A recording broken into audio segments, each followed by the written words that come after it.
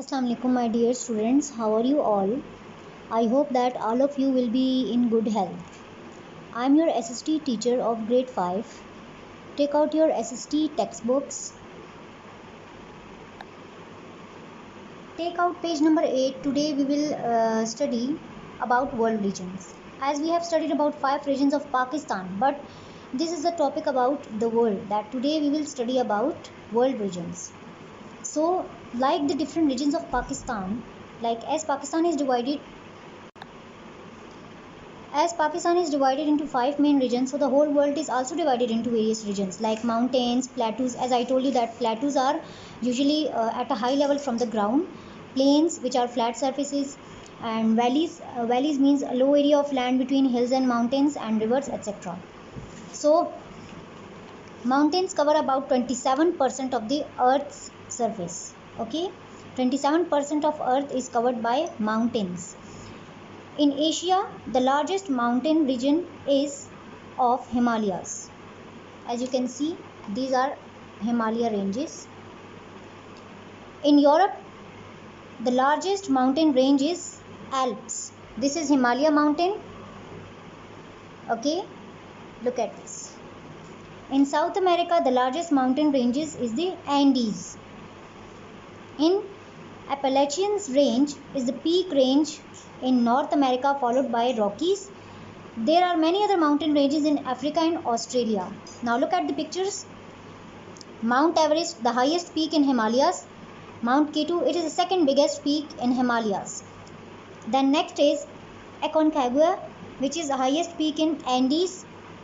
Mount Mitchell, highest peak in Appalachians. Mount Albert, highest peak in Rockies. And Mount Blanc, highest peak in Alps. Similarly, plateaus are flat raised areas above the ground. Tibetan Plateau is the largest plateau in the world. Tibetan Plateau is located in Tibet. Tibet is a region which is present in Central Asia. It is a part of Central Asia. So it is the largest plateau in the world. It is dubbed as rooftop of the world. Dubbed means it is labeled as rooftop of the world, means that larger surface of the world, it is considered as the upper larger surface of the world. Okay, now look at this in the map. This is Tibetan Plateau. Okay, plains are relatively flat surfaced areas, as I told you, as plains are flat land, so it is very easy to do construction on them, to make buildings and houses on them. The biggest plain on the world is the Indo-Gangetic Plain. It covers almost the entire Bangladesh, northern India and eastern Pakistan. The plain is densely populated. It means that it is highly populated, as it covers the entire Bangladesh and northern India, so it is highly populated.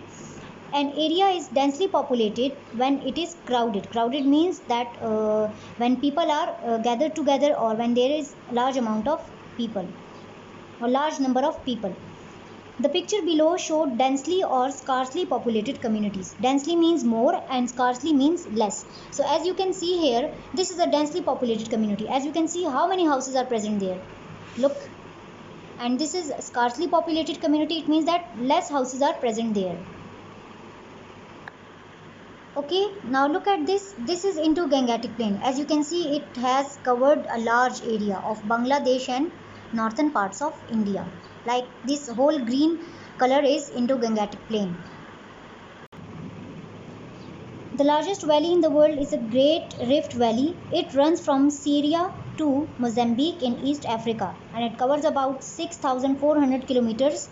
It is long. So this is the picture, but I think it's not clear. Let me show you the picture. This is the Great Rift Valley. All these regions are formed by the movement of tectonic plates, means Earth's plates. Inside the Earth's surface, the crust is broken into huge pieces, big pieces. Rifts between the crust plates result into the formation of different landforms. As I told you that these rifts has separated this land, and it is converted into two different parts. Okay, now take out your SST workbook. Take out page number 4. The question is, match the landform to its name and description. For example, first one is plateau. Plateau means land higher than the surrounding land, and it is flat on the top. So Look at this picture. This is plateau, means that its land is higher than the surrounding land, but it is flat on the top. So match this with a scale. Next is mountain, a land which is much higher than the rest of the land around it, having steep slopes and a peak. So now look at this. This is mountain. It is having a highest peak and it's having a slope which is higher than the surrounding area. So match it with the mountain. This is mountain.